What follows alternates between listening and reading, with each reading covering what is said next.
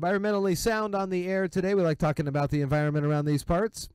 Got a great guest in studio. He's the Water Resource Officer for the WSU Extension Office. Eli Robinson is on the air with me right now. Good morning, sir. Hi, Jeff. How are you doing? I'm doing well. Tell me a little bit about yourself. The first time we've had you on the air, working now with the Wazoo Extension. Yeah, so I started, July 10th, and I was working for the Water Quality Extension in Logan, Utah. So Wow. a little different. It's nice how much water there is and how water is such an integral part of like the shellfish industry and the economy around here. Even tourism is vital. It depends on the water around here. So it's important that we have healthy water, and septic systems are part of that. So. Different from Logan then? It's pretty darn dry in Logan. There's the Great Salt Lake. Yeah. And that's a little different. It's quite a bit saltier than the Sound, and just a bunch of brine shrimp and brine flies.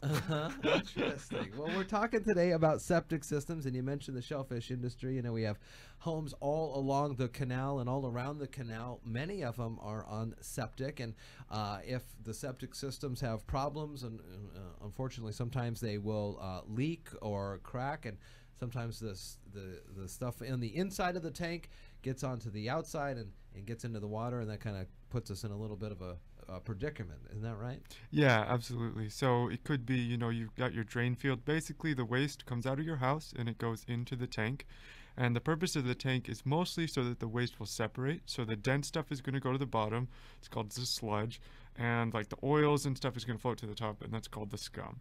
And so after it's been sort of clarified a little bit, then it floats out of the tank into the drain field.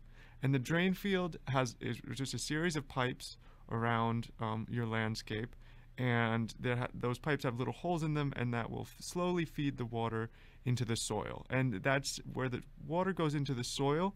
That's where a lot of the bacteria live, and that's where a lot of the treatment of the water actually happens. A little bit of it happens in the tank, but there's not enough oxygen in the tank to really like support a big bacterial community. So like if you're driving on your septic drain field, like keeping care of your drain field is more important than you might realize. Like if you're driving on it or overwatering it or things like that, that's going to kind of suffocate those bacteria, and they're not going to be able to eat the waste as well. They're not going to be able to thrive like you want them to. Is one of your responsibilities to head out and talk with homeowners about their septic system and their drain fields to help them try to find it? That's a big thing. Is maybe if you're moving into a new home or something, it's on septic, you may not know. You may think, oh, well, I could just park my car over there. Right. But it could be a drain field. Are there maps that you can find? Yeah, if you go to the Mason County website, you can actually search for the address, and I'll have a link maybe on my website for exactly where to get to that, and I think I already do. Okay. There's two. There's one that'll look, if you go to the Septic website from Mason County, that'll tell you with the maintenance records of it, and then there's another website to go to find the as-built diagram, which if you come to one of the workshops, I will have if you tell me your address, I'll have the as-built for you. But be able to do that. Sometimes if they're really old, it'll be kind of tricky to figure it out, but the newer ones are quite detailed, the as-built diagram. So let's talk about old and new. There's a lot of old houses along the canal. There's a lot of new houses on the canal. A lot of old builds and new builds just the same. What are some of the new technologies that you see with the new septic systems? There are so many different ways to treat the water that can do a really amazing job. There's aerobic treatment units, which are basically tiny wastewater treatment plants, where you're aerating. It's like a separate tank that you're aerating, and so then the bacteria can really thrive in there, and then you're still putting it out in the drain field. So basically they require these more advanced technologies like a Glendon mound or a mound filter or a sand filter, and those are all to get the water even cleaner before it goes out into the drain field. So maybe if your soil is too shallow, then the concern is that it will flow off of an impenetrable layer like clay or something like that and into a local water body too quickly before it's been properly treated. So it needs to be even cleaner before you discharge it into your drain field. So these different technologies are out there to help get the water even cleaner. I was talking to a gentleman yesterday who said, oh, he's got sandy soil and rocky soil, and the water just runs right through it, which used to be like, oh, great, the problem's solved. But, the water needs to sit there in the soil with the bacteria for a little while in order to be treated. So if it flows straight through, is not getting that treatment. So so they required, when he built an addition, him to have a sand filter to get that better water. So it used to be just let's get rid of it. Now it's let's get it clean before it flows into the groundwater and potentially maybe into the Hood Canal or the Sound. Yeah. So new systems, and there will be people, if I've got a building permit or something from the county, that'll come out and look at the ground and say, well, you're going to need this, and you have to have that to get the permits? Yeah, you've got to dig a test hole, and they're going to come take a look at that, and they're going to look at the soil and look at how deep the soil is, and depending on how deep the soil is and how quickly water penetrates the soil, the permeability, those are some of the main factors, but there's many factors that determine what kind of systems they're allowed to put in at certain sites. Are most of the homes around the canal on septic?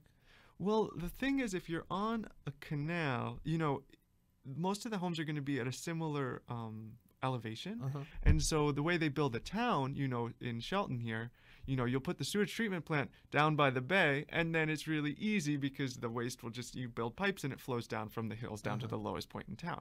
But if you're building along the shore of a lake or things like that, you'd have to have some pretty complicated pumps and things to get the sewage to a central point. So some of these places, if you've got dispersed houses along a shoreline, it can be pretty hard to put in a sewage treatment facility. That being said, there are a number of communities on the Sound that do have their own sewer treatment facilities. How often do you need to have someone to come and look at your septic tank, look at your drain field, get it pumped or cleaned? And is it on the onus of the homeowner to remember that, or are letters sent out by the county? Or the county does like to send out reminders to, I think, just all rural homeowners to inspect your tank, and they say, all tanks need maintenance. That depends on what type of system you have.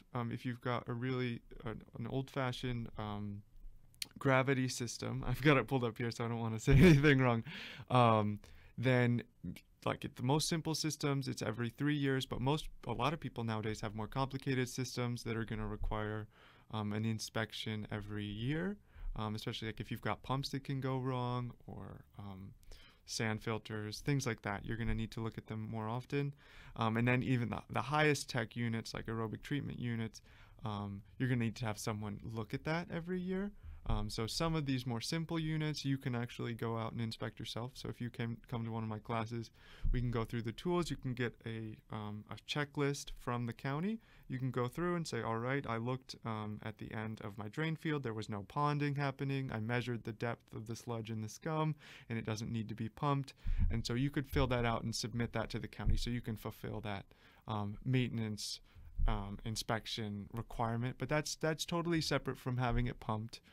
Having it pumped depends on how thick those scum and sludge layers are. And so if you do an inspection and you see, the sludge and scum, they're building up, the risk with that is that the sludge and scum can then get into the drain field, and that's going to plug up the drain field. The water's not going to have anywhere to go, and you're going to have backing up happen. So if you just don't pump your system and you ignore it, eventually that sludge and scum might get into your drain field and cause the system. And you can't just clean out a drain field. Right. So that's just going to cause the system to fail most likely, and that's an expensive problem to have. Tell me about these workshops upcoming. Yeah, so I've got a workshop on Thursday here from 5:30 to 7:30 at Public Works, and another one on the 14th in Hoodsport at the library, again from 5:30 to 7:30, September 14th at the Timberland Library in Hoodsport. And then another one on October 5th at the North Mason Timberland Library in Belfair, again from 5:30 to 7:30. And in those, we're going to go over what types of systems there are. When you register online, I like to get your address so I'll have your as-built ready for you. We go over what the connections are between septic systems and water quality, and we'll go over how to do one of these home inspections if you have one of the systems where you're allowed to inspect it yourself. It's about a 2-hour workshop, and I just like homeowners to know what's going on back there and be aware. We also go over some of the tips you can do to make your system last longer. What things are septic safe, what things aren't. So, Oh, yeah, for and sure. that's important. Things like using liquid laundry detergent. I know solvents, they're probably like the worst. Those will really just go straight into the groundwater from a pollution perspective. Drain cleaners can really do a number on your bacteria in your septic tank. So there's all sorts of little rules you can follow. Yeah. So that is upcoming. This first one is Thursday here at Public Works from 5 to 7:30, you said? 5:30, 7:30. 5:30 to 7, and you can get all that information and register for it. We'll put the links in the show notes when we post this. Eli Robinson is the Water Resource Officer, new Water Resource Officer at the WSU Extension Office. Nice talking with you. Nice meeting you. Thank you, Jeff.